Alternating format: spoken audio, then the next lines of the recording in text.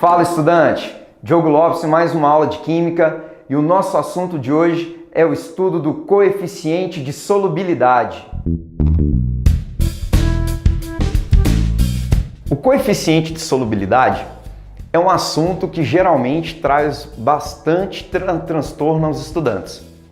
Porém, nessa aula de hoje, o meu objetivo é esclarecer para você o que vem a ser o coeficiente de solubilidade e quais são os fatores que podem influenciar o coeficiente de solubilidade.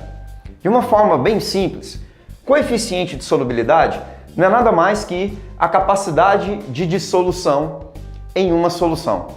Como assim?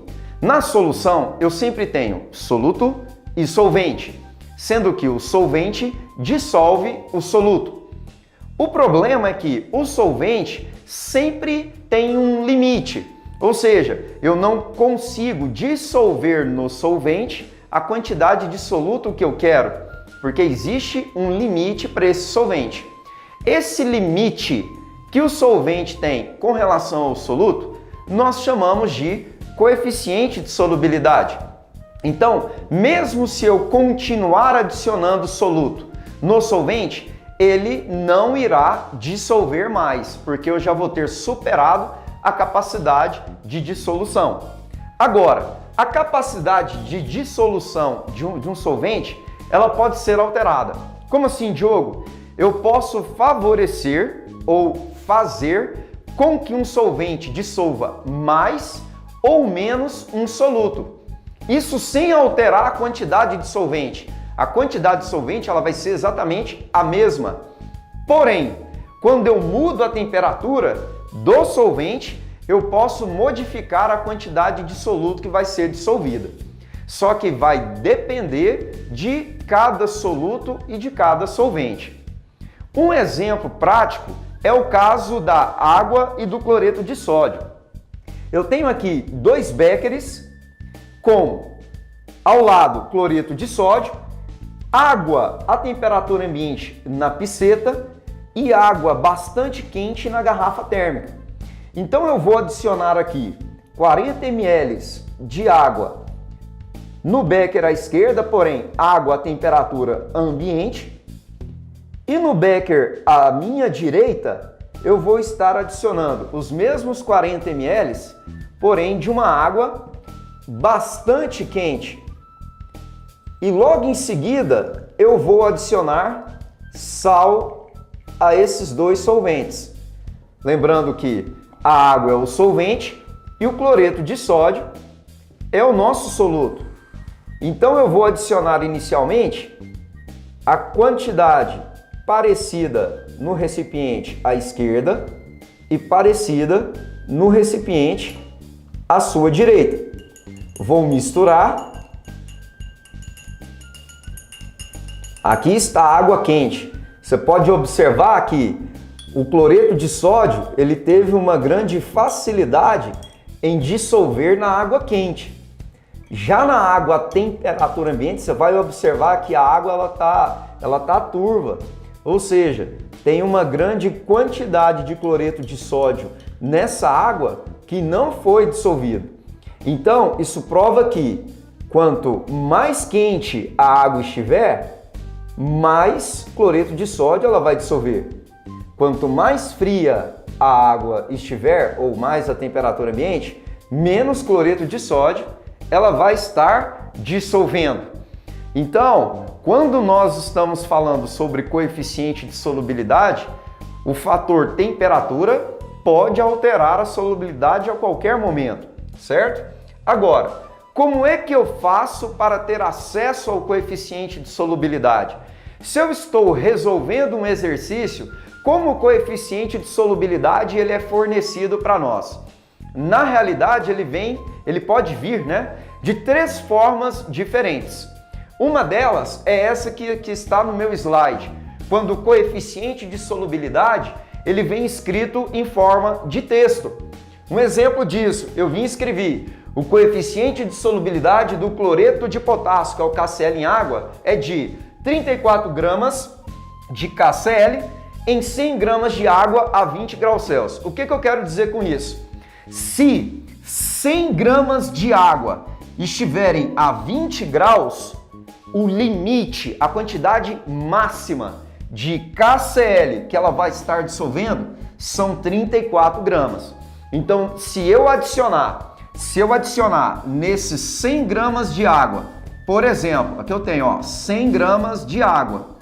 Se eu adicionar nesses 100 gramas de água 40 gramas de KCl, o que vai acontecer? Essa água vai dissolver 34 gramas e 6 gramas de KCl vão se transformar em corpo de fundo, porque a capacidade que essa água tem em dissolver o KCl a 20 graus é de apenas 34 gramas. Então, vai se transformar então numa solução saturada com corpo de fundo. Outra forma de se trabalhar o coeficiente de solubilidade no exercício é em forma de tabela. Então, nesse caso aqui, eu já tenho acesso a coeficientes diferentes. Como assim? Analisando a tabela, eu tenho aqui a quantidade de água, 100 gramas de água. Só que eu tenho essa mesma água a temperaturas completamente diferentes. E se você observar, à medida que a temperatura vai aumentando, a quantidade limite de soluto, que no caso aqui no meu exemplo é o nitrato de potássio, a quantidade de soluto que vai sendo dissolvida, ela sempre vai aumentando. Então eu digo que, nesse caso, eu posso trabalhar o coeficiente de solubilidade com uma amplitude maior, porque eu tenho maiores referências. Eu conheço a quantidade máxima que essa água consegue dissolver de nitrato de potássio em temperaturas diferentes. Então, se o exercício quer trabalhar informações diferentes, em diferentes temperaturas, ele tem que me dar essa condição. E uma delas é a tabela, ok? Outra forma de trabalhar o coeficiente, e a última, seria em forma de gráfico. Então, quando eu tenho acesso a um gráfico de solubilidade, nesse gráfico eu vou ter a condição de determinar o limite de soluto que o solvente consegue dissolver, sendo que esse limite sempre vai ser estabelecido pela curva. Essa curva do meu gráfico ela é chamada de curva de solubilidade. Qualquer ponto estabelecido dentro dessa curva vai dizer para você duas coisas fundamentais. A quantidade, então olha só, a quantidade de soluto que essa quantidade de água consegue dissolver numa temperatura específica. Aí você fala, Diogo, mas esse lance do gráfico eu não entendi bem não. Como é que eu faço para trabalhar? Mais fácil ainda. Quando eu quero determinar a solubilidade de um soluto usando gráfico, basta que você estabeleça a temperatura ou o exercício escolha a temperatura. Então eu vou tracejar da temperatura até a curva ou a reta de solubilidade, porque a reta ou a curva, como eu havia te falado anteriormente, é o nosso limite. Em seguida, eu venho e tracejo em direção ao eixo Y. O que eu tenho no eixo Y? Eu tenho a quantidade em gramas de soluto que essa água consegue dissolver nessa temperatura, porque eu escolhi 5 graus. A 25 graus, você pode observar que a quantidade de soluto, quando eu trago para a esquerda, ela seria maior. Nesse caso aqui, entre 20 e 30, eu tenho aí 25 gramas. O ponto marcado, vindo do limite, estabelecido entre 22,5 a 23 gramas. Então, qual é a conclusão que eu chego? É a seguinte: 100 gramas de água, aí eu venho e escrevo a 5 graus Celsius, que é o que eu escolhi, consegue dissolver, então eu venho e escrevo, dissolve aproximadamente 22,5 gramas de soluto. Só que esse dado, esse coeficiente de solubilidade, ele foi estabelecido a partir do gráfico. E o gráfico ele me dá a condição de estabelecer o coeficiente de solubilidade em diversas temperaturas diferentes. O que não acontece com a tabela.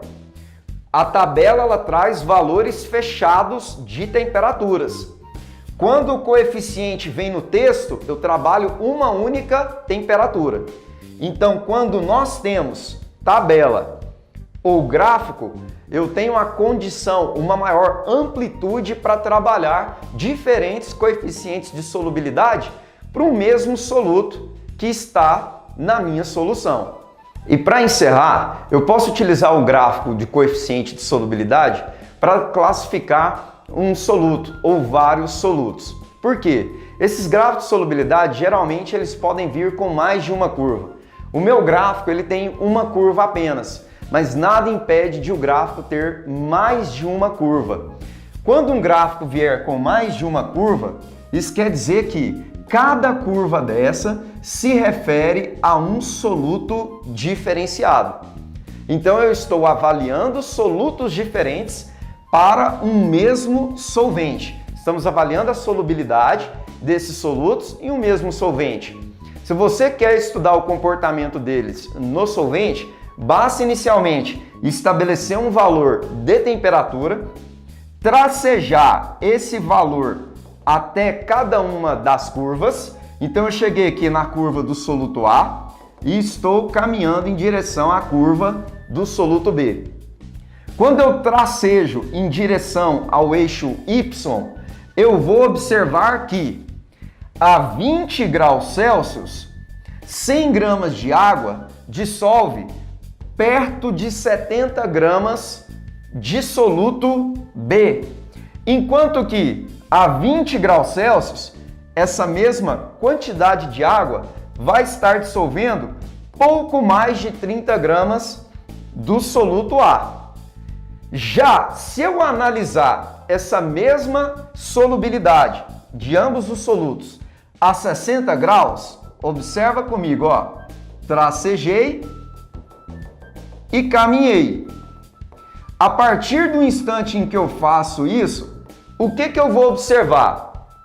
Que a 60 graus, o soluto B, que a 20 estava dissolvendo próximo de 70, a 60 graus ele já está dissolvendo abaixo de 30.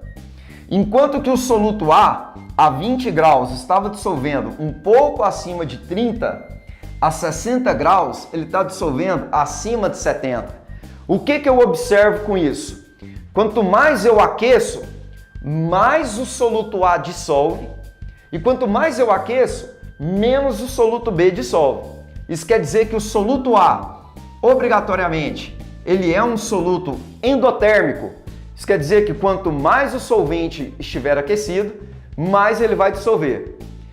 Enquanto que o soluto B, ele é chamado por nós de soluto exotérmico, que é aquele soluto que, quanto mais quente o solvente está, menos ele dissolve.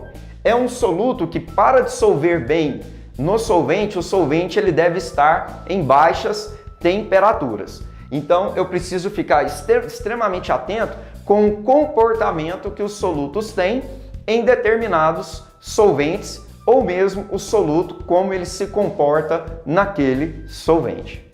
Então, estudante, essa foi a nossa aula. Eu espero que você tenha aproveitado, gostado, entendido. Curta a nossa página, compartilhe, se inscreva no nosso canal e, em caso de alguma dúvida, acesse os nossos links que estão logo abaixo na descrição. Te espero para a próxima aula. Até mais!